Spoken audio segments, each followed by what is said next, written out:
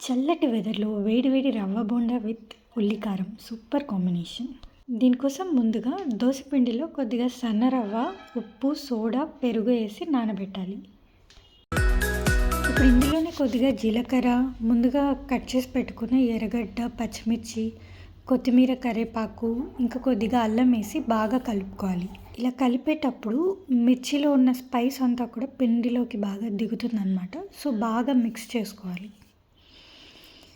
Once ఈ పిండి బాగా కలుపుకున్న తర్వాత వేడైన ఆయిల్‌లో వీటిని చిన్న చిన్న బోండాలాగా వేసుకుంటాం.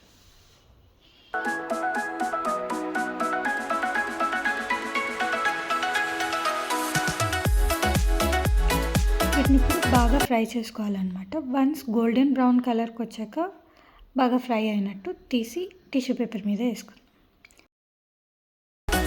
సో ఫైనల్లీ మన రవ్వ బోండా రెడీ.